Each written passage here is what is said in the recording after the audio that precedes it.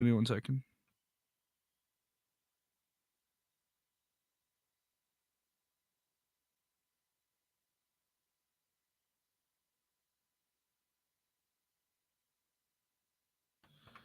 Good afternoon, ladies and gentlemen, and welcome to the basement of the LaPenta Student Union Building on the beautiful campus of Iona College. And welcome back to another wonderful episode of Sports Universe. Alongside new co-host Brendan Eckstein, I'm Jack Osterloff. Brendan, how are we doing today? I'm good. I'm very excited to be on the show.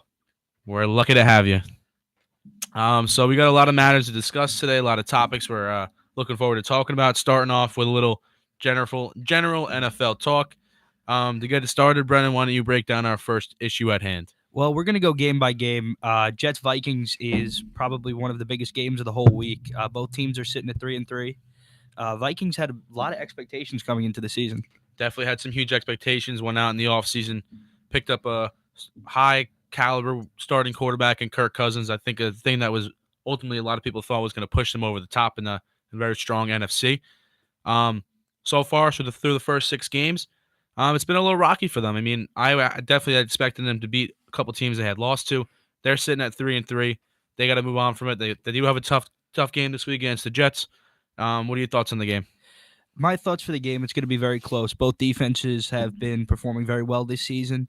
I think as of now with Cousins, I think there's going to be a lot of boos at MetLife Stadium on Sunday. I definitely agree with that, but Um, I also think that Jets fans are happy with the situation they have now with Sam oh, Darnold.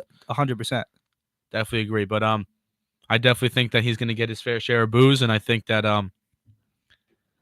I think all around it's going to be a good game. I could see that. I can honestly see the Jets pulling this one out. What about you? My prediction for the game is the Jets are going to finish 24-17. I think Cousins is going to have a very bad game at MetLife. I think it's going to get to him. You think so? Jets defense going to be flying around the field? I'm hoping. All right. All right, move on. What's the next game we got on the list? A big game we got is Bengals Chiefs. Both teams are sitting at really good records: 4-2 for the Bengals and 5-1 for the Chiefs. Mahomes is looking to bounce back a little bit. He threw 2 interceptions last week, but the Bengals have a horrible defense.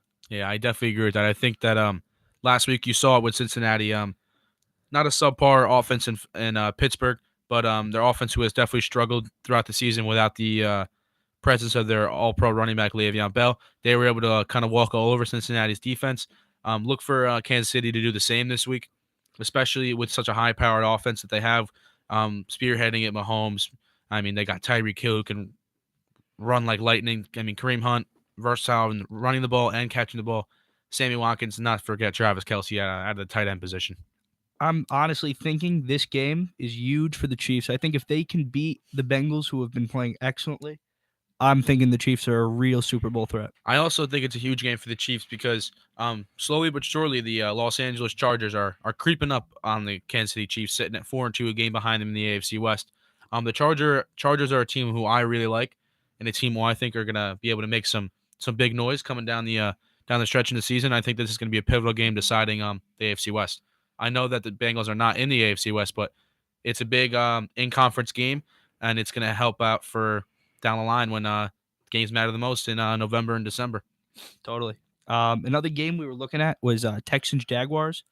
It's a Big big game, big game. game. It's going to propel whichever team to, I think, the head of that Top of the division division at 4-3. Yep. as of right now. I think one thing to really look for in Texans Jaguars is the quarterback play. As of now, both quarterbacks have been fairly disappointing. Bortles has definitely been performing better than Watson, but it's troubling to see a regression in Watson.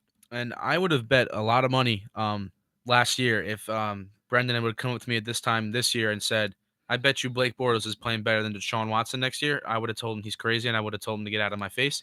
But clearly that's not the case. Deshaun Watson has not looked like himself since his ACL injury last year. And we all know about Blake Bortles. He's a hit or miss kind of guy. He's kind of holding, excuse me, I kind of feel like he's holding the Jaguars back a little bit. Um, but at the end of the day, he's getting it done when he needs to, and he's got a defense he can rely on like crazy.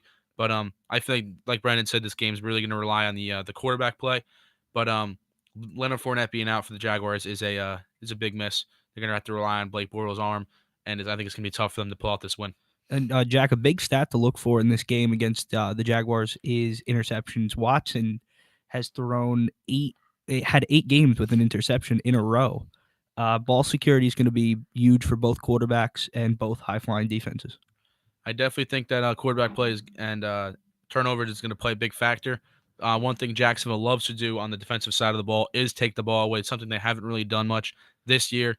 Through the first 3 games, their defense looked legit, the same as it had last year.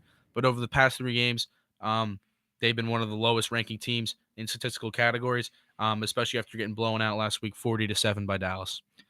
And one thing I think we should move on to is the Thursday night game between the Broncos and Cardinals. Horrible game. Horrible game.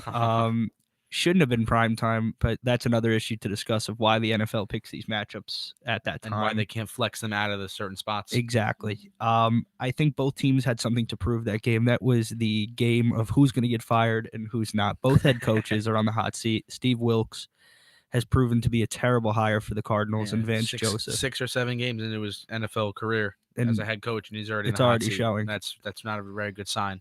And Vance Joseph, the Broncos coach, was almost canned after last season. A move was made after the game, after the blowout. Yes. I believe the score was 40-7. 45-14, I want to say, or 45-10. 45-10. Mike McCoy, a respected coach in the NFL, former head coach of the Chargers. Denver Broncos and the Chargers. Yeah, and the Chargers. Yep. Was canned. Yep. Offensive coordinator for the Cardinals let go.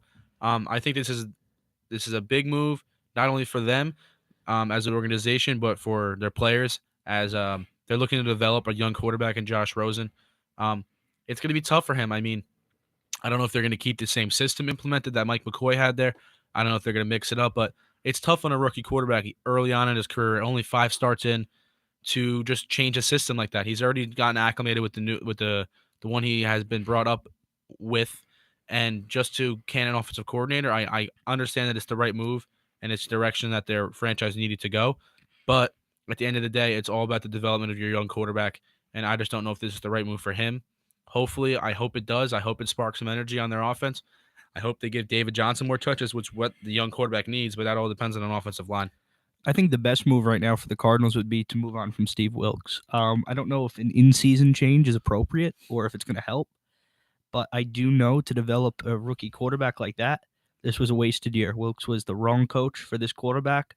Wilks was the wrong coach for this team, and they need to move on to an offensive-minded coach, and I really think Josh McDaniels. You read my mind there. I was about to say that the Cardinals really need a Sean McVay type guy to come in there, and just change that scenery. You saw with the Los Angeles Rams when they had Jeff Fisher, more of a defensive-minded coach. They had a lot of weapons on the offensive side, and the development of Goff was stunted at the time. Exactly, a guy who runs basically a high school offense, which I think Arizona does as well. After watching the game last night, you bring in a guy like McVay, an offensive-minded genius. You saw what San Francisco has done with Kyle Shanahan. Granted, Jimmy Garoppolo has gone out, but when Jimmy Garoppolo was in that, with a guy like that with an offensive mind, very successful. You can create so many different options. Exactly. I think they need to bring in a guy. I haven't really looked at many of the options they can bring in, but if they can get an offensive wizard in that, I think that Rosen can flourish under that system tremendously. And Jack, who do you think's been the most impressive NFL rookie? In my opinion, I gotta say, if we're going overall, definitely Saquon Barkley. I mean, the stuff that kid does on the football field is absolutely tremendous. The way he's able to catch the ball in the backfield, the way he's able to take a 5-yard swing pass to the house. It's just something I haven't seen out of any of the rookie running backs over the past couple of years. And some of the rookie running backs we've had over the past couple of years, especially first-round talent, has been tremendous. I mean, you've had Todd Gurley, Ezekiel Elliott, Leonard Fournette, all these guys coming out of the first round within the past 5 years, and I think that Saquon Barkley blows all of them out of the water. I'm going to have to go in a little bit of a different direction. I think Sam Darnold's been fantastic. He's taken a lot of command of the offense, especially against the Colts. Literally running no huddles under the 2-minute drill, looking more comfortable. Obviously, the stats aren't fully there, but he has been just tremendous. I definitely agree with that. I think the biggest thing you see with Sam Darnold that you don't see with a lot of other rookie quarterbacks that have played this year is his poise and his cool demeanor. Anytime something bad happens, whether it's for his team, whether he's the one who causes it, he's got the same demeanor and the same look on his face, whether or not he throws a pick six like he did on his first NFL career pass. He comes right back out, scores a touchdown. It's just what he does. I think that that's something that's huge within the development of a rookie quarterback. and I think it's something that, I mean, is going to help him out tremendously in years to come. Who have you seen as the biggest rookie disappointment this year in the NFL? Um, not he's the biggest disappointment through 5 games, but Josh Rosen to me has been extremely underwhelming, I guess you can Mhm. say. Yes, he's put in a bad system in Arizona. Yes, he doesn't have all the weapons around him that most of the other rookie quarterbacks do. Not saying that um, other teams have a top 5 wide receiver that a rookie quarterback's throwing the ball to, but when you watch his games, he just does not look comfortable out there. I really love Josh Rosen coming out of the draft process. I had him ranked as my number two quarterback Mhm. behind Sam Darnold. I just don't see anything I saw in college right now in the NFL. Granted, I mean he's in a sticky situation. I've said that a couple times, but you got to make the most out of it. Look what Sam Darnold's doing. He does not have a top flight guy, and he's Mhm. making the most out of his opportunities. Exactly. I think for me, I'm going to go again in a different direction. I think Rashad Penny has been a complete devastation for the Seahawks. They used a first round pick on a guy with a second round grade, third round even in some circles. He's seen as kind of an undersized back. Um, Injuries were going to be a little bit of a problem, they thought, but it's not even that at this point. He's had an injury this season. He did miss some games, but going through 6 weeks, he's only had 38 carries. He has no touchdowns. He is not performing anywhere close to where a first round pick should be, especially a running back. The thing that I was mind boggled when they made the Rashad Penny pick in April's draft was throughout the past couple of years, all analysts and all GMs and all coaches have been saying the Seahawks offensive line is terrible. Their offensive line is terrible. Mm-hmm. Not once in any offseason or any draft did the Seattle Seahawks make their number one priority the offensive line. And Exactly. then you go out there and you draft a running back who you expect to be your bell cow for years to come. But how can he be a bell cow for years to come if he has no offensive line? Like Yeah. you can't run behind an offensive line that is garbage. I mean, I don't really know many of the offensive linemen that were still on the board. I know Will Hernandez, who the Giants had drafted in the early second round, was on the board. Austin Corbett as well, Austin the Corbett. tackle on the Browns. Yep.